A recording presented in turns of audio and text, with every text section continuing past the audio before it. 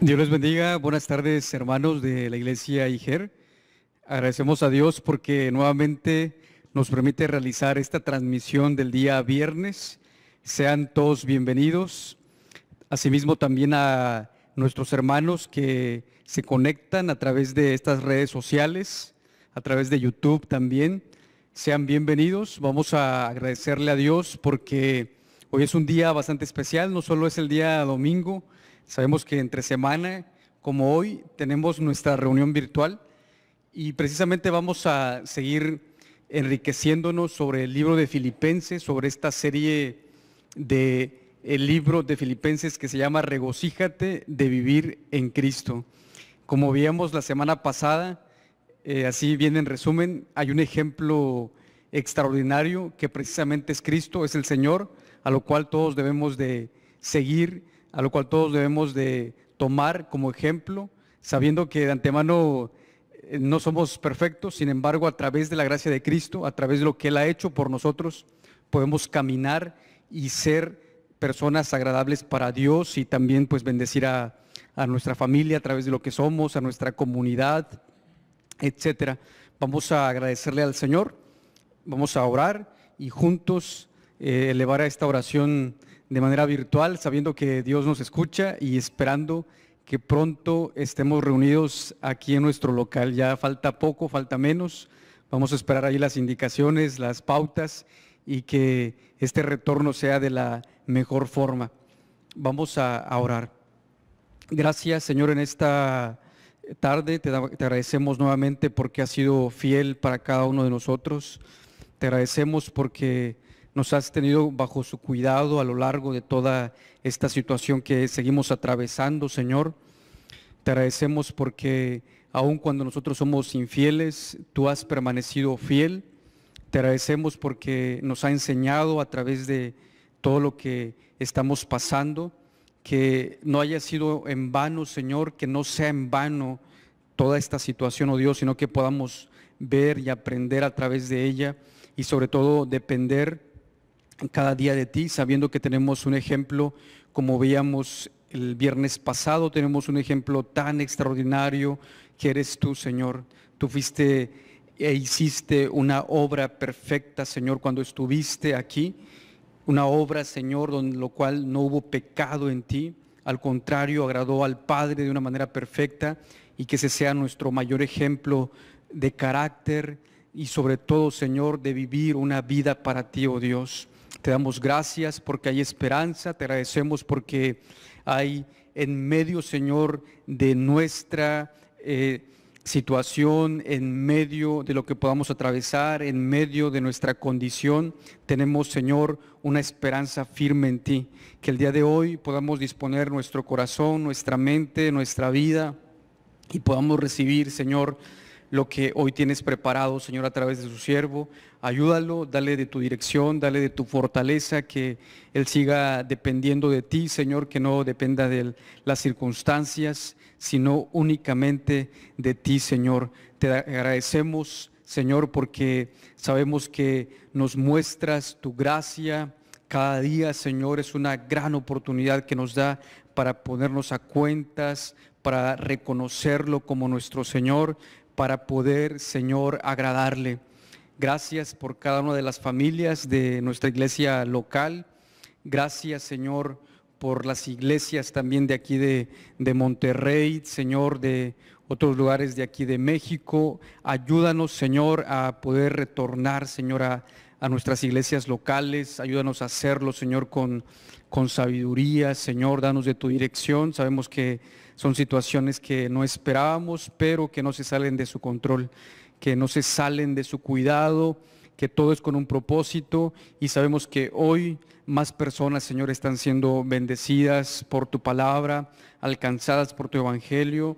¿Quién iba a pensar, Señor, que quizás alguien que está en otro lugar está siendo bendecido, Señor, con su palabra? Te agradecemos por eso, porque esa semilla, Señor, ha sido sembrada y que su tiempo, Señor, pueda dar fruto y que nosotros, Señor, no nos cansemos de poder hacer esta obra, este trabajo.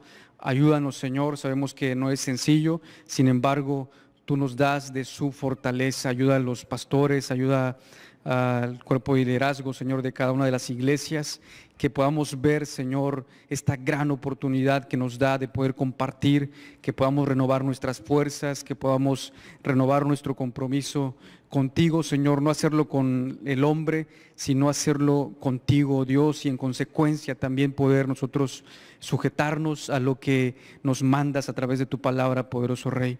Gracias, Señor, queremos exaltar tu nombre, queremos bendecirte a través de estos cantos, y que al hacerlo nuestra vida también sea transformada por tu evangelio, que podamos cantar, Señor, con sabiduría, no hacerlo nada más por cantar, oh Dios, sino que podamos hacerlo, Señor, con entendimiento, sabiendo, Señor, que aún en las alabanzas tú has prometido estar, has prometido obrar, has prometido, Señor, estar siempre con nosotros. Te agradecemos, Señor, por esta gran oportunidad que nos das. En tu nombre, Señor Jesús, pedimos todo esto. Aleluya. Vamos a dejar el espacio con nuestros hermanos que tienen la dirección de la parte de las alabanzas, y juntos te invito a que puedas disponerte para poder exaltar el nombre de nuestro buen Dios. Vamos a orar a nuestro Dios.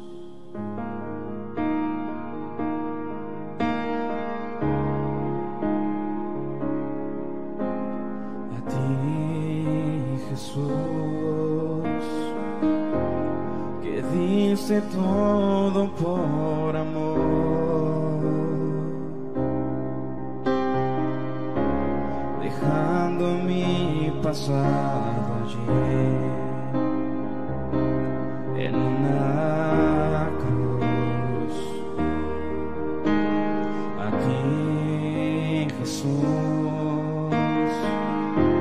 que te vestiste de la majestad, me viste siendo un pecador sin valor, sin valor.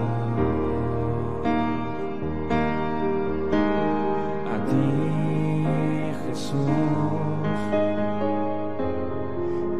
está todo por amor,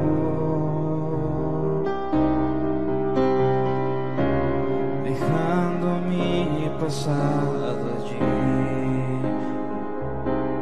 en una cruz. A ti, Jesús, que te vestiste de la majestad, me viste siendo un pecador sin valor.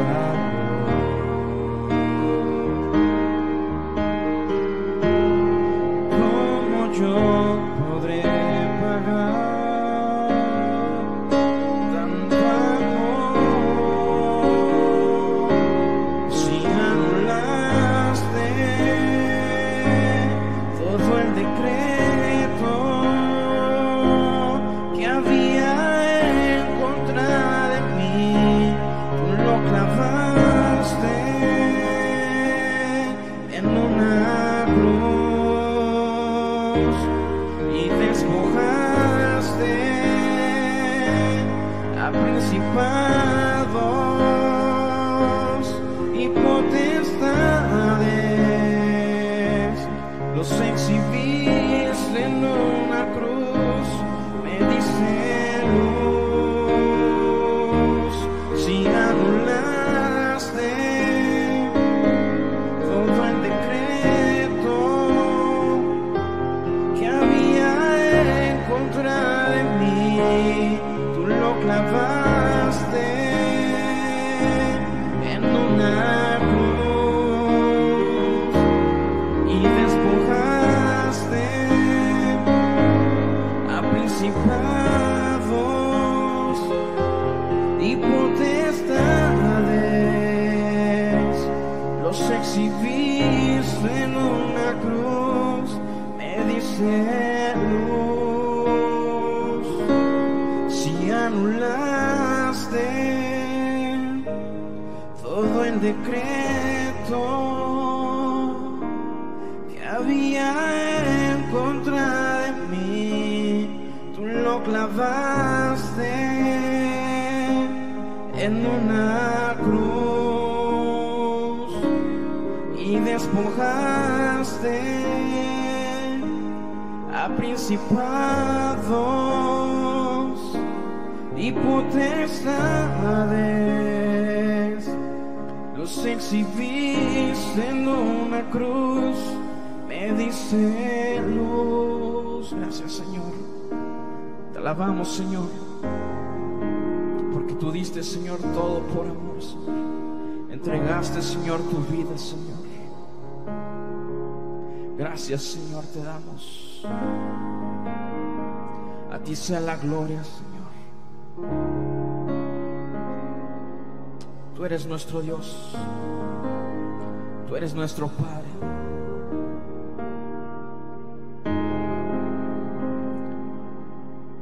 Derramamos, Señor, nuestro corazón delante de ti, Señor. Derramamos nuestra vida como una ofrenda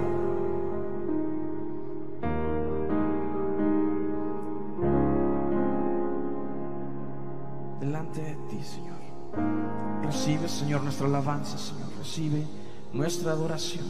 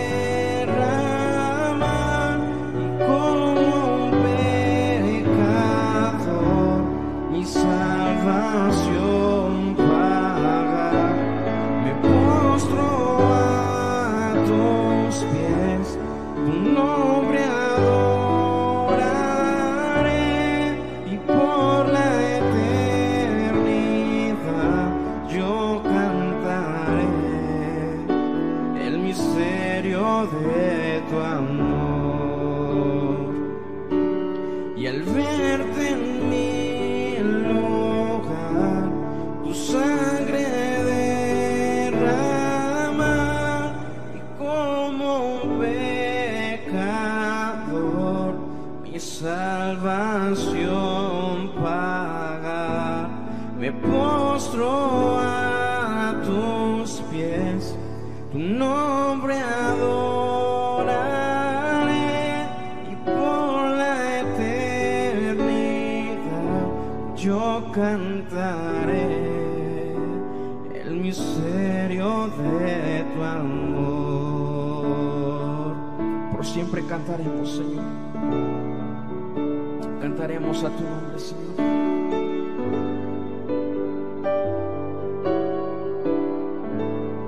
Tú eres santo, Señor. Tú eres santo, Señor. Tú eres santo, Señor.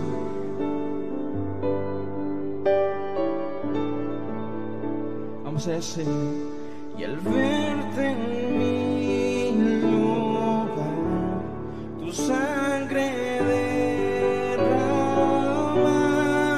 y como un pecador mi salvación pagar, me postro a tus pies, tu nombre adoraré, y por la eternidad yo cantaré el misterio de tu amor.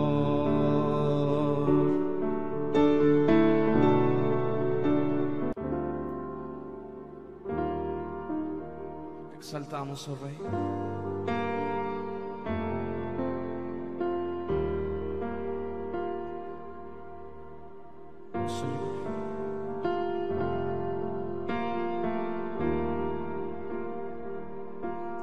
Sobre todo poder y rey, sobre toda la humanidad y ley, sobre todo lo creado por tu mano, pues todo lo creaste, mi Señor.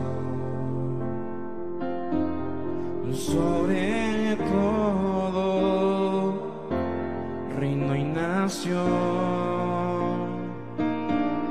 y maravillas que el mundo conoció,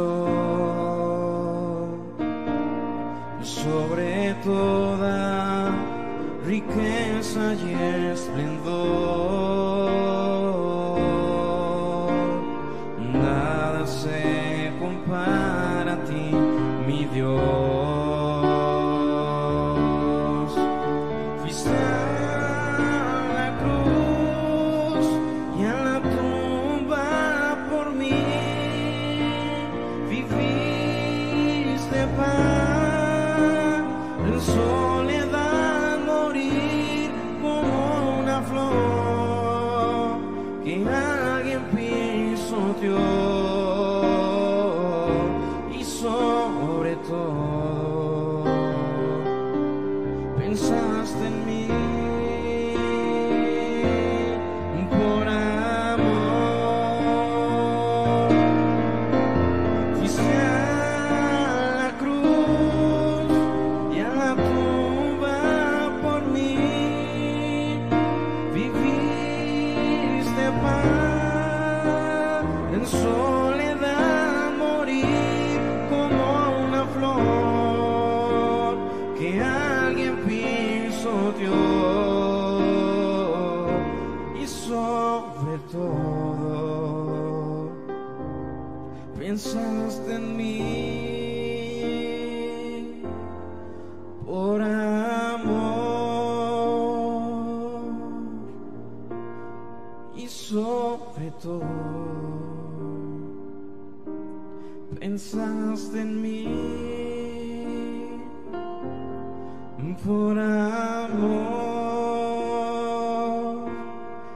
Gracias, Señor. Pensaste en mí, Señor. Pensaste, Señor, en nosotros. Y en esta noche, Señor, exaltamos, Señor,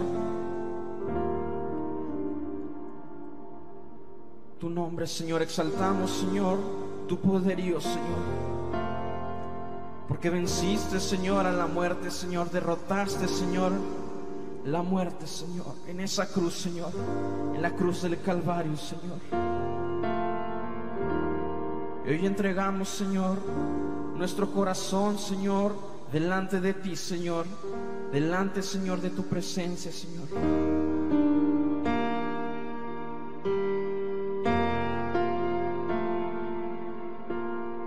Toda la gloria, Señor, a ti, Señor. Toda la honra, Señor, a ti. Gracias, Señor. Gracias. Gracias, mi Dios. Gracias, Padre.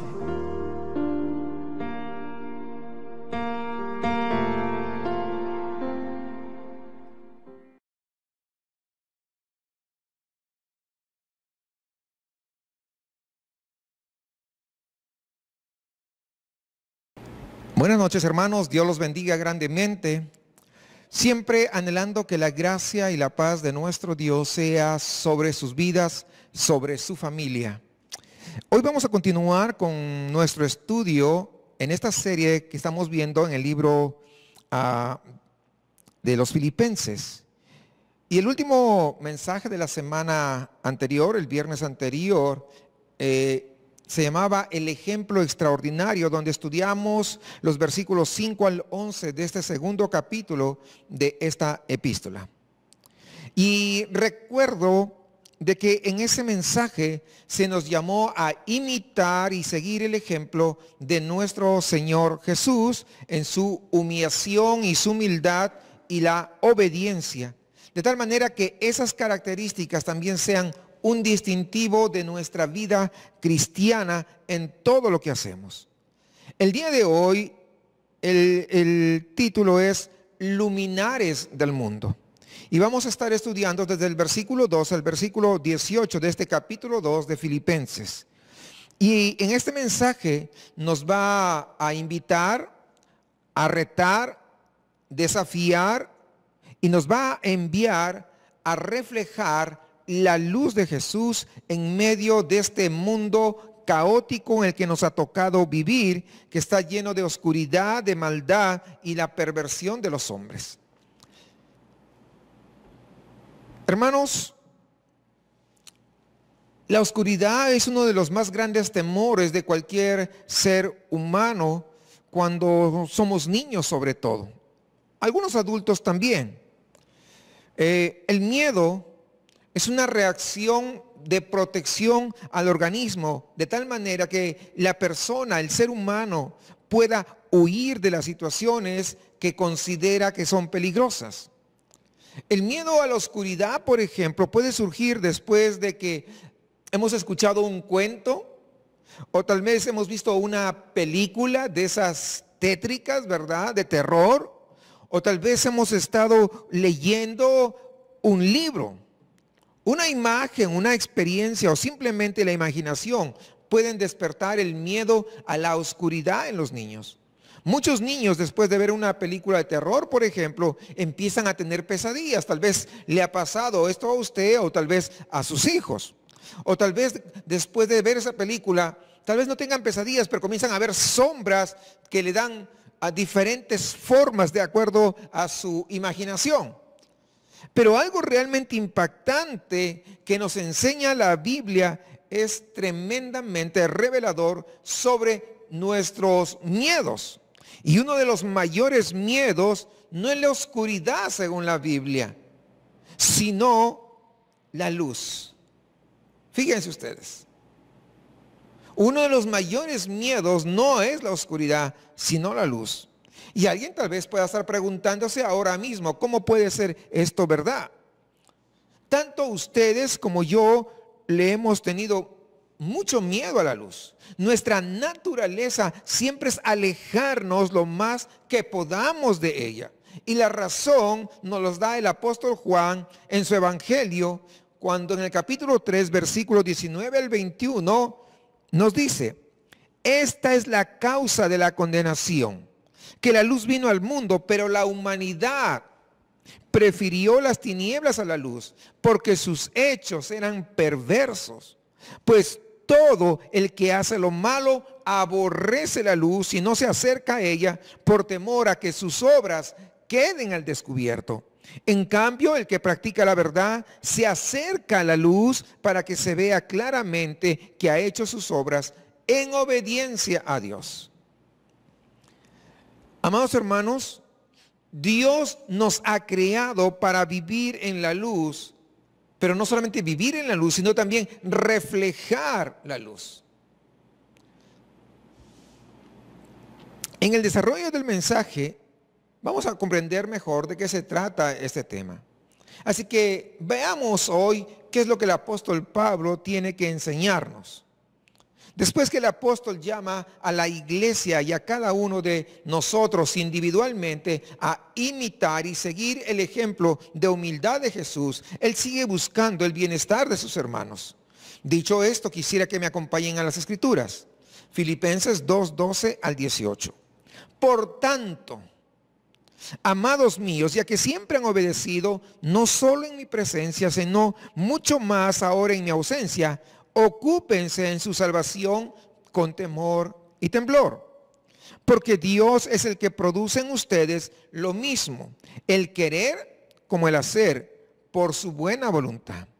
Háganlo todo sin murmuraciones ni peleas, para que sean irreprensibles y sencillos e intachables, hijos de Dios en medio de una generación maligna y perversa, en medio de la cual ustedes resplandecen como luminares en el mundo, aferrados a la palabra de vida, para que en el día de Cristo yo pueda gloriarme de que no he corrido ni trabajado en vano, y aunque mi vida sea derramada en libación sobre el sacrificio y servicio de la fe de ustedes, me gozo y regocijo con ustedes, y asimismo también ustedes gócense y regocíjense conmigo.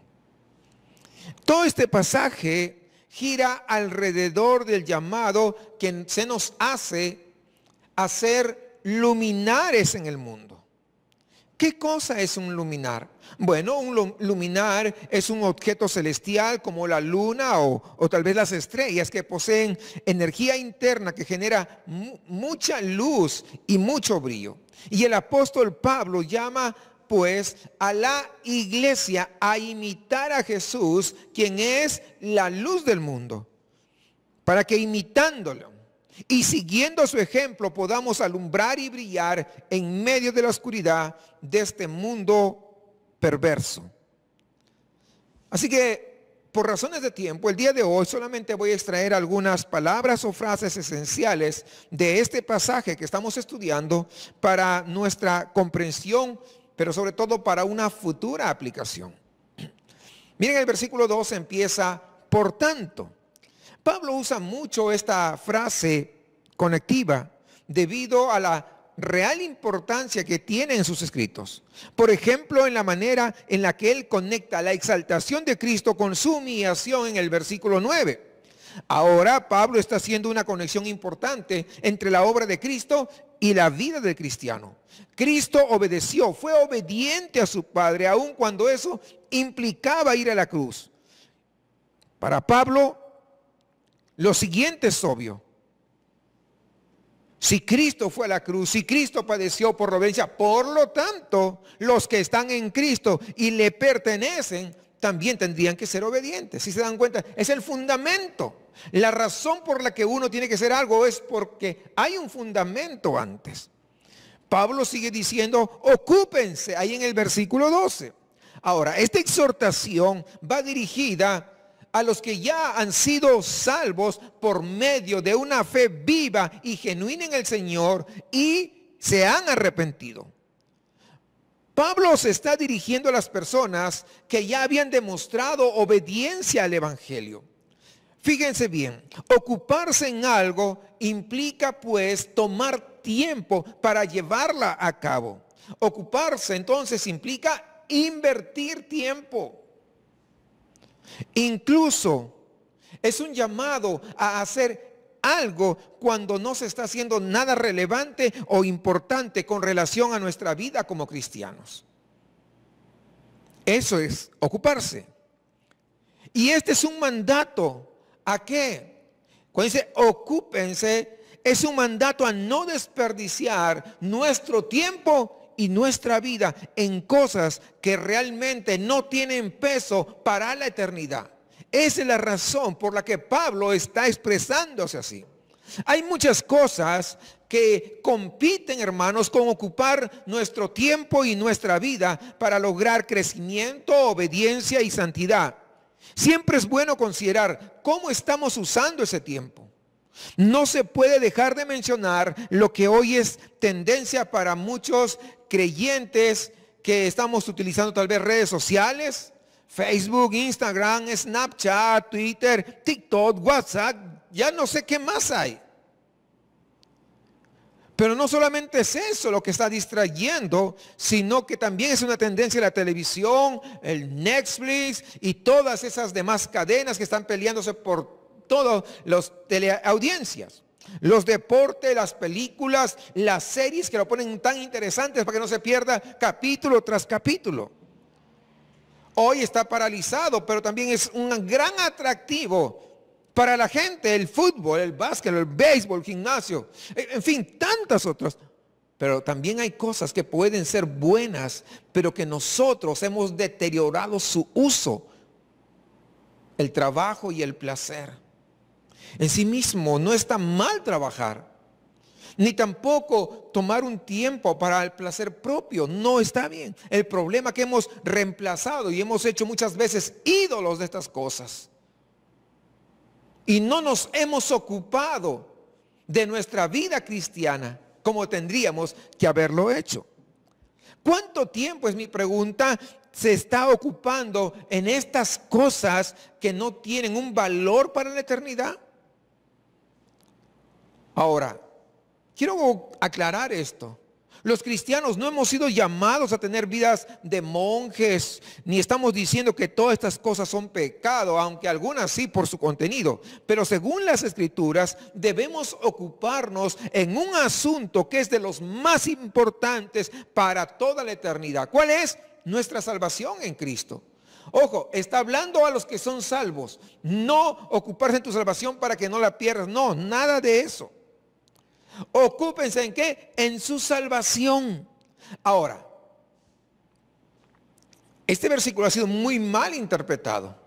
Y es la razón por la que algunos creen que si no haces obras, si no eres un activista, entonces no puedes ganar la salvación. No tiene nada que ver con eso. Fíjense, ya hablamos de qué significa ocuparse. Ahora dice en su salvación.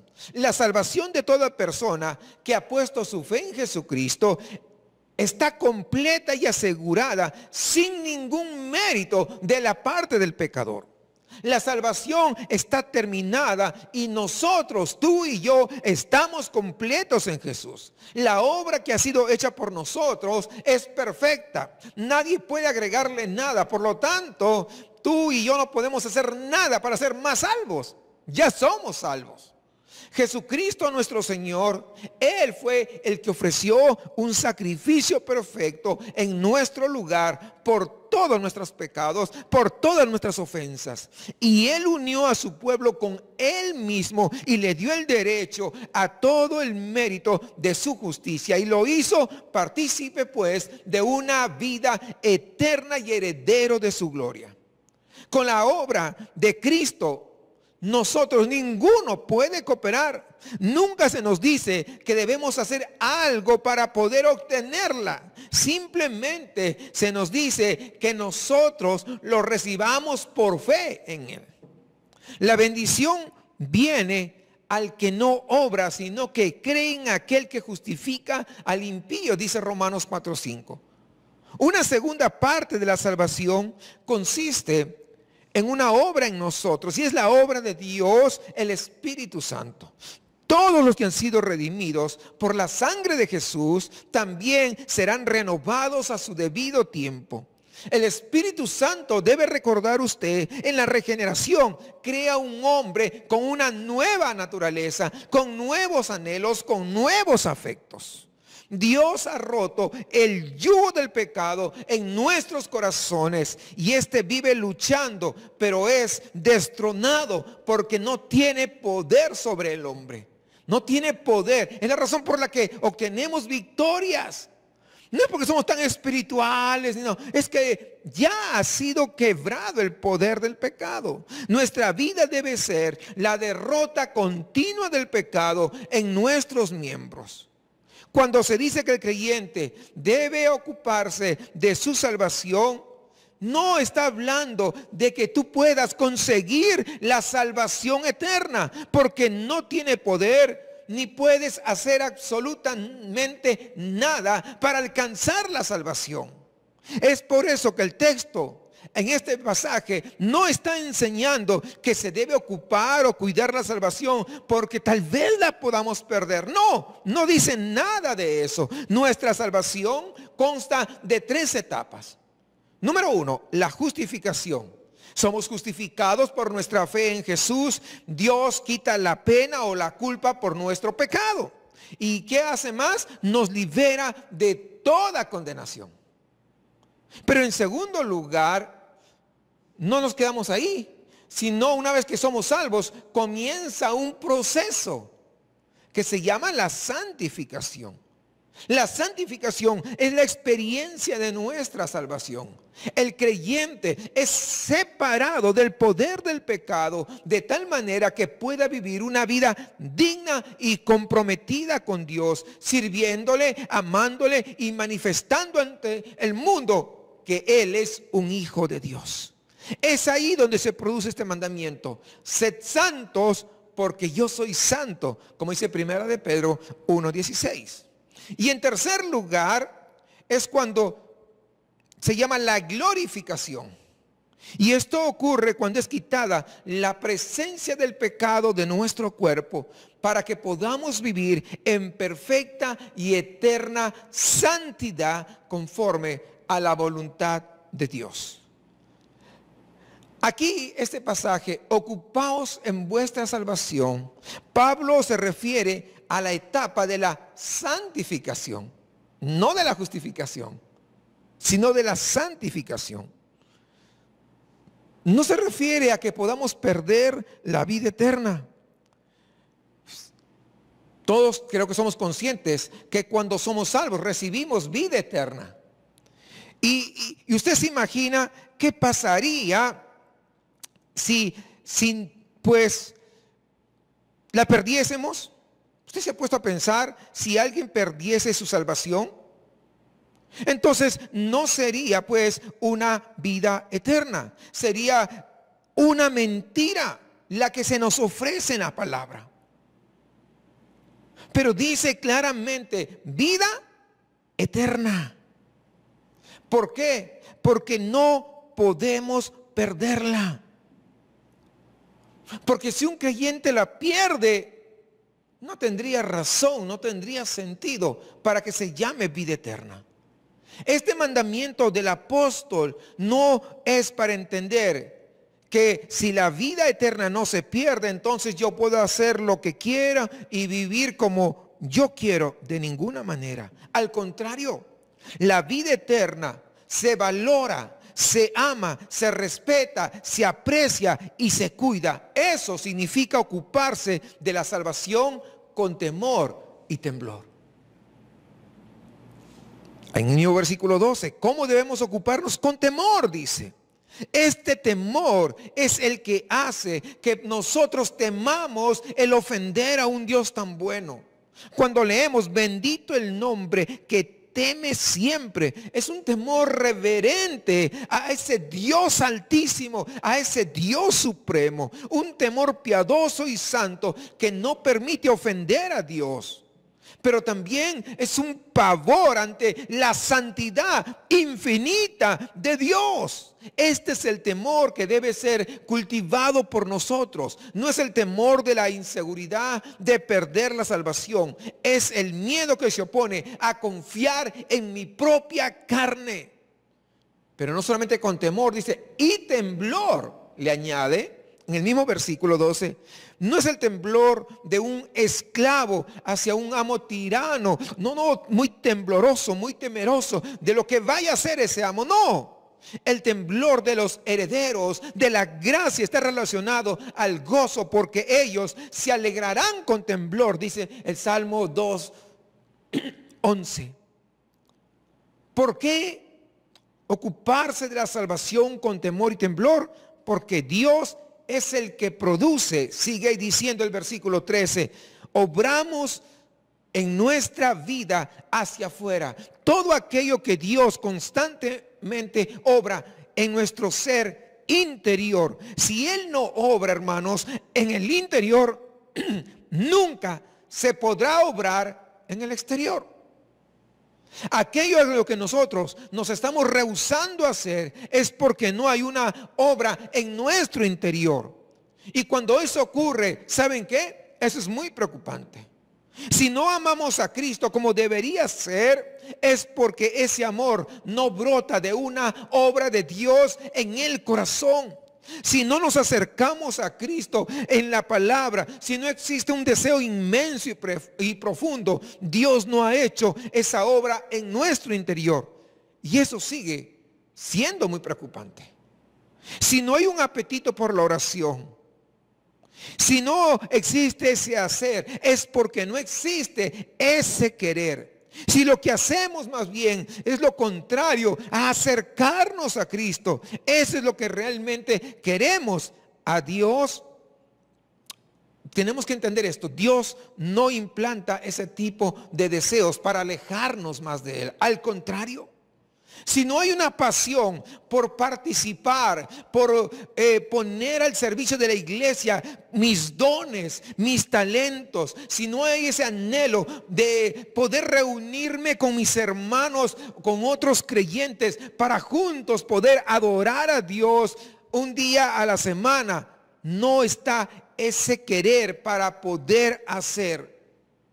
Ante esa condición, lo que tendría que hacer es clamar con todas las fuerzas de su corazón, desde lo más profundo, y decir: Dios mío, produce en mí el deseo de glorificarte pues en todo. Porque cuando Dios obra en nuestro espíritu, el querer como el hacer, podemos ir con confianza, porque su voluntad y su proceder van a producir humildad de espíritu. Y no solamente eso, sino que eso nos llevará a una unidad de corazón con los hermanos. Porque Dios, fíjense este versículo 13, porque Dios es el que produce en ustedes, no eres tú, es Dios el que produce en ustedes lo mismo, el querer como el hacer, por su buena voluntad. Fíjense, el querer es Dios quien opera eso. El deseo de santidad, ¿quién pone ese deseo de santidad? Dios. La decisión de dejar el pecado lo pone Dios. La determinación de no caer en el mismo pecado nuevamente es Dios. Todo es de Dios. Y el que dio el deseo lo va a cumplir.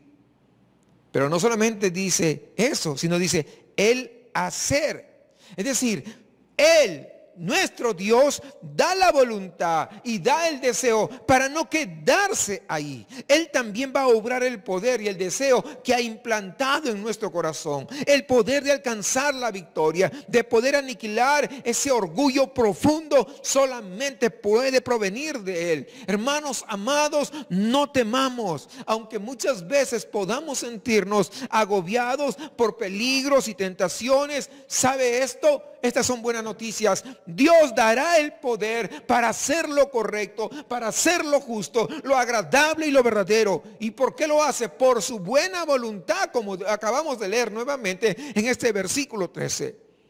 Por su buena voluntad, porque vernos santos le da placer a Dios. Él se deleita al ver que sus hijos se niegan a sí mismos. Si nosotros no nos conquistamos a sí mismos, tendríamos que pensar. Pero si nos conquistamos a nosotros mismos, conquistamos a nuestra carne, ¿saben qué? Él se complacerá. porque es lo que Él quiere. Él está más que dispuesto a ayudarnos. Háganlo todo sin murmuraciones ni peleas, dice el versículo 14. Un espíritu de murmuraciones o de pleitos, hermanos, es una muestra de ingratitud hacia la providencia de Dios y también falta de amor y orgullo hacia otras personas. Es una negación de la gracia. Es querer trabajar en contra la salvación en lugar de ocuparse de ella. Ante la autohumillación de Jesús y el espíritu de siervo que mostró, las murmuraciones y las contiendas son monstruos terribles. Hermanos, no discutamos con Dios. Aceptemos que Él va a hacer lo que bien le parezca, porque recuerde esto, Él es soberano. No discutamos con nuestros hermanos. No levantemos acusaciones contra ellos. Evitemos los chismes. No discutan con el mundo. Testifiquen lo que Dios les ha enseñado, pero sin causar controversia. Luchar ardientemente por la fe, pero nunca lo hagan con la intención de tener la razón. Nunca lo hagan con el afán de pelear o porque quieren siempre obtener una victoria, sino solo por dar a conocer lo que Dios ha ordenado revelar.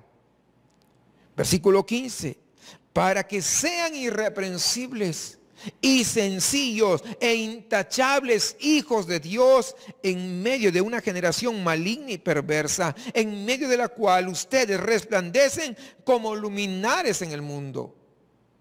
Sean irreprensibles, fíjese esto. Los hombres buscarán culparlos, pero deben buscar como cristianos llevar una vida que no dé ocasión a la culpa. El que no es chismoso, murmurador, peleonero, no da motivos para que hablen de él. Para ser irreprensibles hay que dudar de nuestras fuerzas para poder depender completamente del Espíritu, como dice Gálatas 5:16. Pero no solamente eso, sino también dice este versículo 15, también sencillos. En el griego esta palabra puede ser traducida como sin cuernos, que no solo no hacen daño, sino que no pueden hacer daño. Sean como ovejas que no solo no devoran, sino que no pueden devorar porque es contrario a su naturaleza. Así es que somos llamados a ser nosotros por la naturaleza que el Espíritu Santo ha producido en nosotros. Intachables. Personas que al mundo les es difícil poder reprender. Son personas que se mantienen firmes y pueden retar a sus enemigos a encontrar una falta en ellos. Deseemos ser personas que puedan ser calumniadas, pero que no puedan ser reprendidas, ni avergonzadas, ni señaladas. Hijos de Dios, dice también este versículo 15.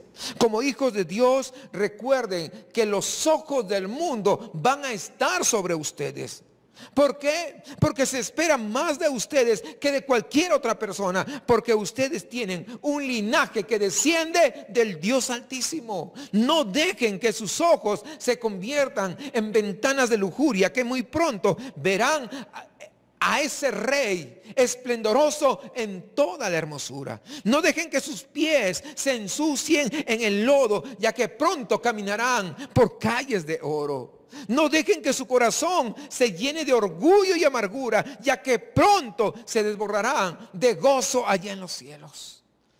En medio de una generación maligna y perversa, termina este versículo 15, debemos buscar no ser contaminados. Y este, hermanos, es un conflicto que se lleva a cabo en medio de una generación maligna y perversa. Fíjense ustedes, la generación de los filipenses, como la nuestra, es una generación perversa. Los creyentes están rodeados de gente perversa. ¿Por qué? Por cuanto no conocen a Dios y no han sido regenerados por el poder de Él. La sociedad no creyente es maligna. Esa es la condición natural del pecador no regenerado, que vive esclavizado por el diablo y el pecado. Vivimos en un mundo en tinieblas por la maldad del pecado. También dice el versículo 15, en medio de la cual ustedes resplandecen como luminares en el mundo. En un mundo lleno de tinieblas, la luz de los creyentes es la que siempre va a resplandecer, haciéndolos luminares, que son instrumentos de quienes emerge la luz. Usted recordará esto. Ahí en el Evangelio de Juan, el capítulo 8 nos dice que Jesús es la luz del mundo. Y ahora bien, unirse o identificarse con Cristo es lo que hace justamente al creyente que sea luminoso. En la Biblia la luz equivale al verdadero conocimiento de Dios. Por eso el salmista dice en el Salmo 36:9, contigo está el manantial de la vida y en tu luz veremos la luz. Solo es luminosa la vida en la que Dios se hace vida y luz en ella por su presencia. Jesús dijo de él mismo, yo soy la luz del mundo. El que me sigue no andará en tinieblas, sino que tendrá la luz de la vida. Juan 8:12. Hermanos amados, el creyente no es luz en sí mismo, es luz, pero en el Señor, porque está conectado a Él, porque vive en Él. Pablo lo dijo así en Efesios 5:8. En otro tiempo ustedes eran oscuridad, pero ahora son luz en el Señor. Por tanto, vivan como hijos de luz. Andar en su luz, brillar, ser luz, es poder señalar el camino al que viene o vive en las tinieblas. Esto es la gran comisión. Nuestros amigos, vecinos, compañeros, ¿saben? Necesitan esta luz. La iglesia, hermanos, está llamada a ser un grupo de cristianos que son luz en un mundo de tinieblas. Su testimonio, pues, debe ser imposible de ocultar y el resplandor de esa conducta visible para todos los hombres. Los cristianos deben ser el brillo de la luz de Dios, iluminando a los perdidos. Solo de esta manera se es verdaderamente un luminar que resplandece en medio de un mundo de tinieblas, a fin de orientar a los pasos de los perdidos y conducirlos hacia Cristo, quien es la única luz verdadera que este mundo necesita. Versículo 16 dice, aferrados a la palabra de vida, para que en el día de Cristo yo pueda gloriarme de que no he corrido ni trabajado en vano. Fíjese bien, aferrados a la palabra de vida. Esto significa no solo predicar la palabra, sino manifestar con la vida la obediencia a la palabra. Es por la luminosidad o el brillo de vida que nuestro testimonio se convierte en palabra de vida en todo lugar. La palabra de vida se mantiene en alto mediante la luminosidad o el brillo de esa vida personal. Versículo 16 dice, para que en el día de Cristo yo pueda gloriarme de que no he corrido ni trabajado en vano. El examen para Pablo iban a ser los resultados en la vida de los filipenses. Su gloria sería ver el fruto del esfuerzo en la vida de estos hermanos de Filipos. ¿Ustedes se dan cuenta y lo entiende bien? Pablo no estaba buscando de ninguna manera su gloria personal, pero se podía gloriar o jactar de lo que Dios hizo por medio de él en la vida de estos hermanos. La importancia del ministerio no se encuentra en lo que nosotros hacemos para Dios de ningún modo, sino en lo que Dios ha sido capaz de hacer por medio de nosotros, a pesar de nuestras debilidades, como instrumentos de misericordia en esas hermosas manos, gloriosas manos, como instrumentos para la gloria de su poderoso nombre. Los ministros de Dios somos tan pequeños, pero usados por las manos de un Dios grande. El grande no es el pastor, el grande no es el maestro, el grande se llama Jesús. Versículo 17. Y aunque mi vida sea derramada en libación sobre el gozo y servicio de la fe de ustedes, me gozo y regocijo con todos ustedes. Fíjense bien, mi vida sea derramada en libación. Pablo estaba dispuesto a ser sacrificado si era necesario. Su vida siempre estuvo expuesta a peligros y sufrimientos. Él estaba dispuesto a morir y aún hacerlo con gozo, compartiendo ese gozo con sus hermanos. Y todo esto lo hacía voluntariamente. Versículo 18, y asimismo también ustedes gócense y regocíjense conmigo. Vivir y morir por Jesucristo, con la bendición del Padre descansando sobre nosotros. ¿Saben qué? Es un gozo indescriptible que se disfruta unidos y de forma continua. Dios quiera que disfrutemos pues eso acá en Jesucristo es mi refugio. ¿Cómo podrías aplicar todo esto a tu vida? Bueno, recuerda esto en primer lugar. Ocúpate de tu salvación. Vive como un cristiano. Vive como un cristiano. Dios obra, pero nos llama a esforzarnos. Él bendice nuestra disposición. Él da fuerzas para que seamos obedientes. La gracia de Dios hace activos a los hombres para poder luchar contra el pecado y abandonarlo paso a paso. Hermanos, el cristiano debe ser un luminar, es decir, debe brillar. Antes de Cristo en nuestras vidas, lo que hacíamos era huir de la luz, amábamos la oscuridad. Pero unidos a Cristo, ahora debemos brillar mucho más. No para que nos vean a nosotros, sino para que los no creyentes vean justamente el camino que puede llevarlos a la salvación. Es decir, a Cristo Jesús. Nuestras palabras, nuestros hechos, nuestra conducta, nuestro caminar demuestran nuestro brillo. Huye del chisme, de la calumnia, de los pleitos. Huye de esas cosas que no producen nada bueno. Huye de la apatía, que tampoco producen nada bueno. El cristiano debe brillar ante el mundo.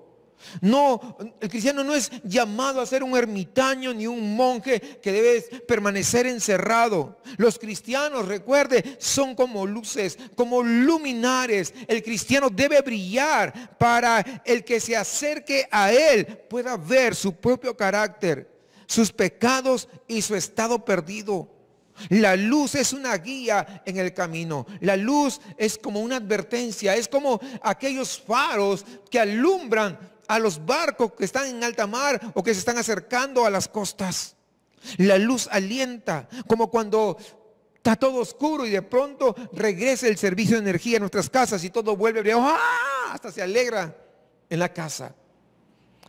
Hermanos amados, vayan y brillen a través de Jesús, demostrando con su carácter, su humildad, su amor, su preocupación por los demás, su amabilidad, su hospitalidad. Atiendan al necesitado, amen a aquel que no tiene a Cristo, como alumbrándole el camino por medio de su propio carácter que proviene del Evangelio.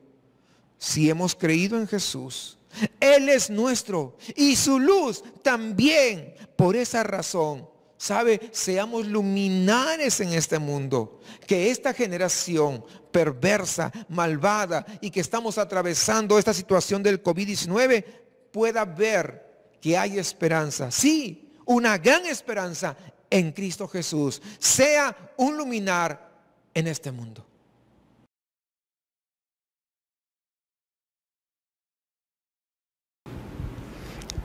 Vamos a orar para ser despedidos de esta transmisión.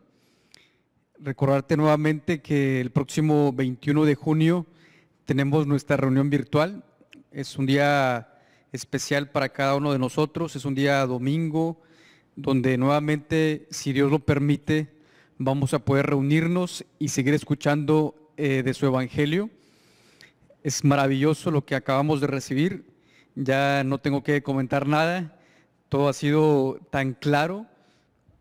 Ahora vayamos, como concluía el pastor, y seamos luminares a través de nuestro carácter por medio del Evangelio, donde nos encontremos, ahí en casa, en la familia, en el trabajo, en nuestras relaciones interpersonales.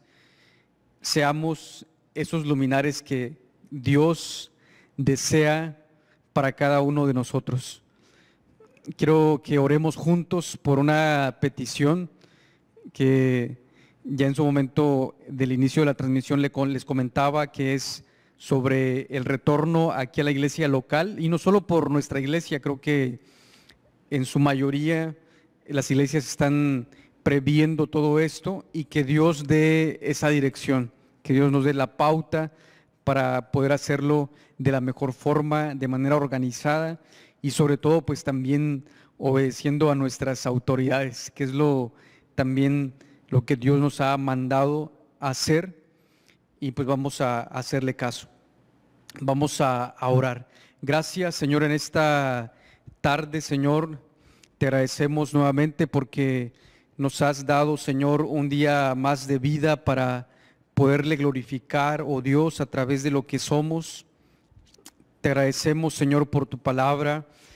Oramos, Señor, para que puedas hacer de nosotros, Señor, esa obra, oh Dios, que te agrade, Señor, como hoy hemos escuchado. Ayúdanos, Señor, danos, Señor, de tu gracia, como hemos, Señor, leído a través de Filipenses, que tú pones el querer como el hacer.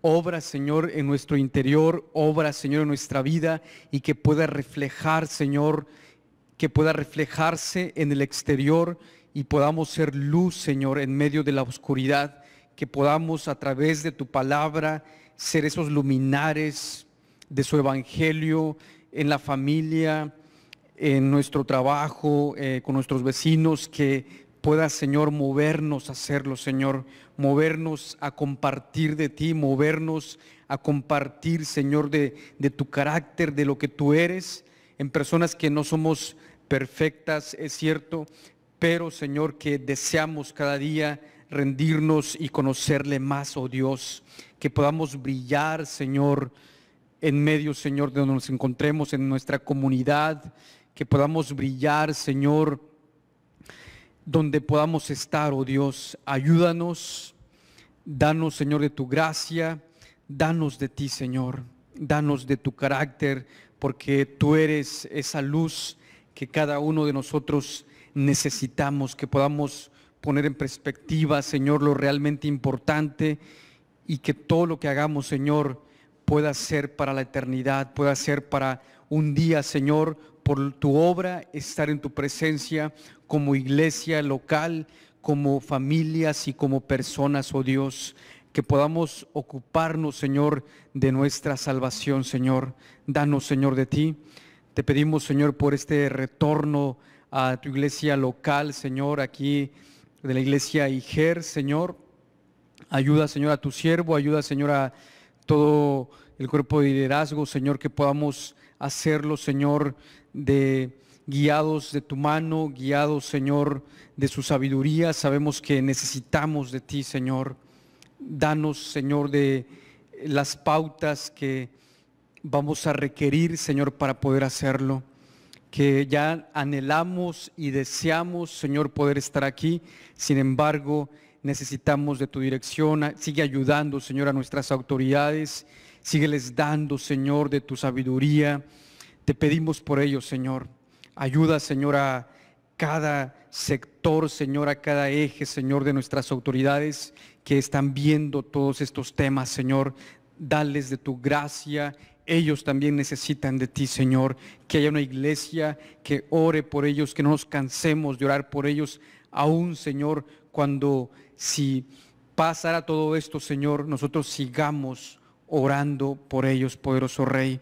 Ayuda, Señor, también a otras iglesias, a los demás pastores. Dales también de tu sabiduría y de tu gracia, Señor.